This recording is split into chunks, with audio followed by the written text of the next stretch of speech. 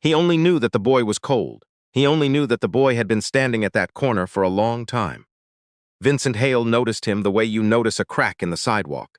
Not with alarm, just with the quiet recognition that something was not quite right.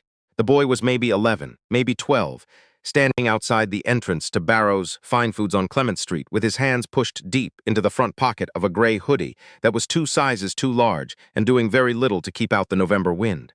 He wasn't panhandling. He wasn't saying anything to anyone. He was just standing there, watching the door open and close, the way someone watches a fire, not wanting anything from it, just drawn to the warmth. Vincent had a meeting in 40 minutes. He had a town car waiting 2 blocks south. He had, under his left arm, a brown paper bag containing a wheel of aged Gouda, a jar of honey, and a bottle of Burgundy he had selected, for reasons that now escaped him. He was 63 years old, a senior partner at Hale & Morrow for the past 18 years, and he had not carried his own groceries in longer than he could honestly remember. His assistant had offered to send someone. He had said no. He wasn't entirely sure why. Some days a man just wants to walk into a store and pick something out himself. He was 4 steps past the boy when he stopped. He didn't plan to stop. His feet just did it on their own, the way they sometimes did when something in the back of his mind was paying more attention than the front. He turned around. The boy was still looking at the door. Not at Vincent, not at anything in particular, just at the door and the warmth behind it, and the people moving in and out who didn't see him at all. "You waiting for someone?" Vincent asked. The boy looked up. His eyes were dark and careful, the eyes of someone who had learned to measure a stranger before deciding how to answer. "No, sir," the boy said. Vincent shifted the bag under his arm. The Gouda was heavier than it looked. "You hungry?" Something moved across the boy's face. Not offense, not quite pride, but something close to both. "I'm all right," he said. Vincent looked at him for a moment. The hoodie had a small tear along the left shoulder seam. His shoes were clean, which meant someone was still trying. His jeans had a grass stain on one knee that had been through the wash at least once, but hadn't come out. He was trying to look like everything was fine, and he was almost succeeding. "I'm not asking to be polite," Vincent said. "I'm asking because I have more in this bag than I'm going to eat tonight, and it seems like a waste." That wasn't entirely true, but it was true enough. The boy looked at the bag, then back at Vincent. "What's in it?" "Cheese. Some bread I bought last week that I should have eaten by now. A few other things." He paused. "There's a diner on the next block. They have soup." "I know the diner," the boy said quietly. "Then you know they make a good bowl." The boy was quiet for a moment. His jaw moved slightly, the way jaws do when someone is working something out behind their teeth. "I don't take handouts," he said finally. The word handouts came out careful, like something he'd heard someone else say and decided to keep. Vincent nodded slowly. "Fair enough," he said. He shifted the bag again and it crinkled. "Tell you what, walk with me to the corner and I'll carry the rest of this myself. My driver's down that way and my arm's starting to give out." That was not true at all. His arm was fine. But sometimes a lie with a door in it is a kindness. The boy looked at him, looked at the bag, looked at the distance to the corner. "I can carry it," he said. "If you want, I'd appreciate that," Vincent said. "What's your name?" "Sammy," the boy said. He reached out and took the bag with both hands, adjusting it against his chest. It was almost as wide as his torso. "Sammy Briggs, Vincent Hale." He didn't offer his hand. The boy's hands were full. "Sammy Briggs," he repeated. "Good name." They started walking. The thing about Clement Street in November is that it smells like the world is still trying. The fish markets leave traces of salt and cold water in the air. The bakeries put something warm underneath that. A florist near the corner of 4th kept a pot of something.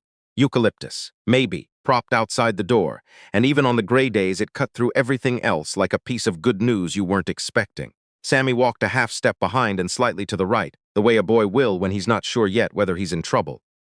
"You go to school around here?" Vincent asked. "Jefferson Middle," Sammy said. "On Oak? How do you like it?" A pause. "It's okay. What's your best subject?" Another pause, longer this time, as if the question had caught him off guard by being real. "Math," he said. "Sometimes English, when the teacher's good. Is the teacher good this year?" "She's new," Sammy said. "She tries hard." Vincent nodded. "That counts for something." The bag crinkled as Sammy adjusted his grip. He was strong for his size, held the weight steady without leaning into it. Vincent noticed the deliberateness of it. The boy was not just carrying the bag. He was carrying it properly, the way someone does when they want to be trusted with the next thing. "You live on this street?" Vincent asked. Sammy hesitated. "Close by," he said. Not an answer. Not quite a lie. Vincent let it sit. They passed the florist. The eucalyptus was still there, sharper up close. "Your family live close by too?" Vincent asked. He kept his voice easy, the way you do when you're trying to make the question less than it is. Sammy was quiet for 3 steps. My grandma does, he said. Couple blocks over, you live with her? Used to. He stopped there, and Vincent didn't push. They had reached the corner of 5th. A cable car went by, grinding and ringing, and for a moment neither of them said anything because the noise made it impossible, and also because the silence after was easier than whatever might have come next. How long have you been out there?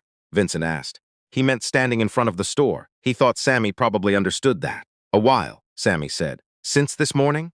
The boy's chin went up slightly, not in defiance, in the particular way that means yes, but I don't want your pity about it. I'm fine, he said. He stopped, started again. Sometimes I walk around, that's all. Vincent looked down at him. The town car was a block ahead, idling at the curb, his driver reading something on his phone. There was time. There was always time when you decided to make it. Come have some soup, Vincent said, not as a question, not exactly as a command, just as a fact that was waiting to be agreed to. Sammy looked at the bag in his arms, then at the diner across the street, its windows fogged with warmth and the shadows of people eating inside. You don't have to do that, he said. I know I don't, Vincent said. Let's go anyway. The diner was called Garland's, and it had been on that block for 31 years. The owner's name was an older woman with silver braids who everyone called Miss Fay, and she had the kind of face that made you feel like you'd met her before even when you hadn't. She set them in a booth by the window without being asked. The good booth, the one with the radiator, and brought Sammy a hot chocolate without anyone ordering it. He comes in sometimes, she said quietly to Vincent, and left it at that. Sammy wrapped both hands around the mug the way children do, as if warmth was something you had to hold on to before it left. Vincent ordered 2 bowls of vegetable soup and a half sandwich he didn't intend to eat much of. How long have you been on your own? He asked. Sammy looked out the window. A woman walked by with a stroller and a bag of groceries and a look on her face that said she had 3 more stops to make before dark. I'm not on my own, Sammy said. I have my grandma, but you're not staying with her. It wasn't a question. Sammy picked up the hot chocolate and took a small sip, set it back down, lined it up exactly with a ring on the table that was already there, which is a thing people do when they need a moment. She's sick, he said. She has people coming to take care of her now, in the house. During the day, he paused. There's not. He stopped. It's complicated. Okay, Vincent said. I don't want you to think she doesn't care, Sammy said quickly. She cares. She just can't right now. She's trying. I believe you, Vincent said. The soup came. Miss Fay set it down gently, and Sammy looked at it the way you look at something that you've needed for a long time and weren't going to ask for. He picked up the spoon. Put it down. Then he looked at Vincent. You didn't have to do this, he said. I know that. You already said that. Vincent told him. I know. Sammy picked the spoon back up. I just wanted to say it again. He ate carefully, which was its own kind of heartbreak. Not shoveling, not rushing, but carefully, the way someone does when they want to prove they have manners, even when hunger is louder than everything else. He took small bites of the bread. He folded his napkin across his knee. He sat up straight in the booth, even though Vincent could see his shoulders were tired. He had the look of a boy who had been told by someone he loved and believed that how you carry yourself is the one thing nobody can take from you, and he was holding on to that with everything he had. What do you want to do? Vincent asked. When you're older, Sammy thought about it seriously. Not the polite pause before a polite answer. Actually thought about it. Build things, he said. Structures. Bridges, maybe. Or buildings. He looked down at his soup. My grandpa was a welder. Before he passed, he used to show me how the metal fits together and where you put the joints so it can hold weight without cracking. He turned his spoon slowly. He said the secret to anything that lasts is you have to know where the pressure's going to come from before you build. Vincent was quiet for a moment. That's good advice, he said finally, for more than just welding. Yeah. Sammy almost smiled. That's what he said too. They sat there while the light outside shifted from gray to the darker gray that comes just before evening, and Miss Fay refilled the hot chocolate once without anyone asking, and the radiator by the booth clicked and settled the way old radiators do, like a house talking to itself. Vincent had missed his meeting. He had noticed this 20 minutes ago and done nothing about it. Gerald at the office would have covered. Gerald always covered, and the client was patient enough. Some things can be rescheduled, some things cannot. I'm going to ask you something, Vincent said, and I want you to answer honestly. Sammy looked up. Where are you sleeping tonight? The boy's face did not change, but his hands, around the mug, went still. I have a place, he said. That's not what I asked. Sammy looked out the window again.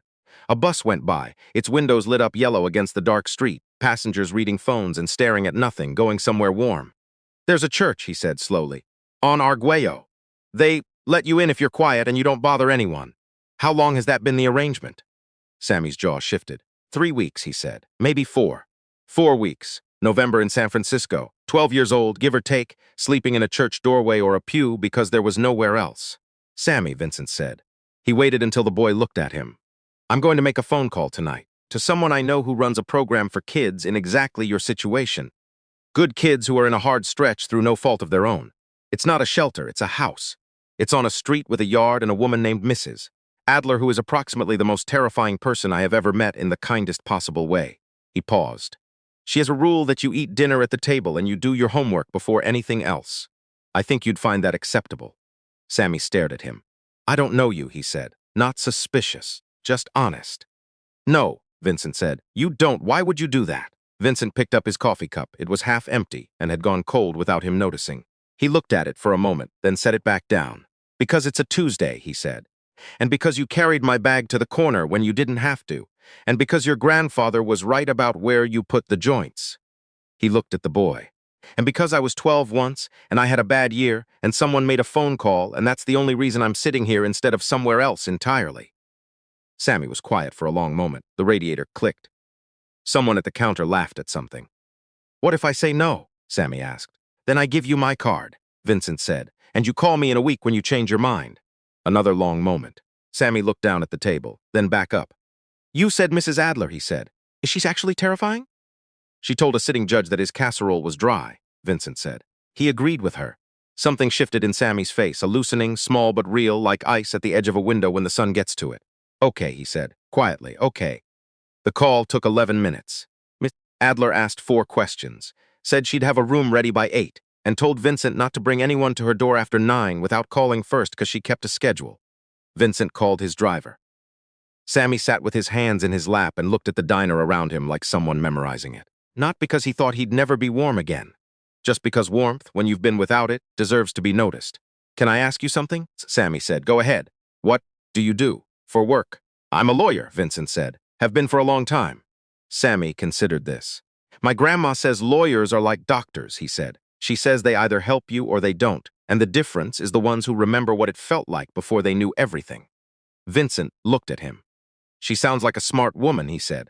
She is, Sammy said. His voice was simple and certain, and it had been that way every time he spoke about her. She's the smartest person I know. Tell me about her, Vincent said, and Sammy did. He talked about her the way you talk about someone who is also a place. Not just a person, but a whole landscape of small things. A kitchen with too many magnets on the refrigerator. And a specific way of saying grace before dinner that was shorter on Tuesdays because of her show. The way she smelled like the same rose hand lotion since before he could remember. The way she laughed at things that weren't jokes but just the true and slightly absurd nature of life. The way she still held his hand in parking lots, not because she thought he'd run, but because it was a habit of loving him that she didn't see any reason to stop. Vincent listened. He didn't interrupt. He had learned, in 40 years of being in rooms with people at the hardest points of their lives, that some things don't want to be responded to. They just want to be heard, properly, by someone who isn't going anywhere. Outside, his driver pulled up to the curb and waited. Inside, the radiator settled. Miss Fay wiped down the counter. A couple in the back booth argued softly about something that didn't seem worth arguing about the way couples do. And Sammy Briggs talked about his grandmother until the words ran out. And Vincent Hale sat across from him and listened to everyone. They left the diner at 7:30. The air outside had gotten colder and cleaner, the way San Francisco air gets when the fog rolls down off the hills and reminds everyone that the city is, underneath everything, a peninsula hanging over very cold water. The driver held the door. Sammy stopped on the sidewalk and looked at the car the way a boy looks at something he's only seen from the outside. You'll have to sit in the back with me, Vincent said. That's where you're going, not where I'm going. Driver'll take you where he drops me. Okay, Sammy said. He climbed in carefully, sliding across the leather seat and then sitting very straight, as if posture was the thing standing between him and some invisible standard he was trying to meet. They drove through the city. The lights came on as they moved. Storefronts and windows and the gold sodium glow of the street lamps that turns everything in San Francisco the color of something old and worth keeping. Sammy looked out the window the whole time without saying anything. 3 blocks from Vincent's building, the boy spoke. Mr. Hale, he said, quietly, like he'd been working up to it. Yes, thank you. He said it the way children say important things, straight, without decoration, meaning the whole weight of it and not just the surface. You're welcome, Vincent said. Sammy stopped, started again. Not just for tonight. 4. He made a small, imprecise gesture with his hand that somehow covered everything. The soup, the warmth, the call, the car, the fact of being seen at all when the whole afternoon he had been invisible. For all of it, he said. I know what you mean, Vincent said. The car stopped at his building. The driver came around to open the door. Vincent stepped out, then turned back. Sammy, he said, you're going to build good things. The boy looked at him from the back seat. The street lamp was behind him, and his face was half in shadow, and for a moment he looked older than 12 and younger than 12 at the same time, the way people do when something true has just been said to them. Yes, sir, he said. I'm going to try. Vincent nodded. The driver closed the door. The car moved on down the street and turned left at the corner, and then it was gone. He didn't tell anyone about that evening. Not his partner, Gerald. Not the woman he'd been seeing for 2 years. Not his assistant who has asked the next morning why the Clement Street meeting had been moved and whether everything was all right. Everything was all right. He said so. He meant it. He called Mrs. Adler the next morning to confirm Sammy had arrived safely. She said that he'd been quiet at dinner but polite, and that he had done his homework without being asked, which she described as not nothing. He called the school the week after. He did not announce himself as Sammy's benefactor or his lawyer or anything with a title attached. He said he was a family friend, and asked whether Sammy was registered and whether there was anything the school needed to serve him better. There was, as it turned out, a small thing. He took care of it. 6 weeks later, he received a card in the mail. It was a standard white envelope with his office address, printed in the careful block letters of someone who learned to write neatly, because neatness was something they could control. Inside was a single index card with 7 lines on it. Dear Mr. Hale, Mrs. Adler says I should write to you. I told her I was already planning to. I've been thinking about what my grandpa said, about knowing where the pressure's going to come from before you build. I think that's what you did. On that corner, you saw something and you thought ahead. I want to do that too. For other people. Thank you for being that kind of person. Sammy Briggs. Sammy Briggs Vincent kept the card in the top drawer of his desk, underneath a photograph of the Golden Gate that his daughter had taken one June morning when the fog was low, and the towers rose out of it like something that had been there long before anyone thought to build a city around them. The card stayed there for the rest of his career. Whenever anyone asked what it was, he said it was something a friend had written him a long time ago. Someone who was going to build good things, that was true, and it was enough.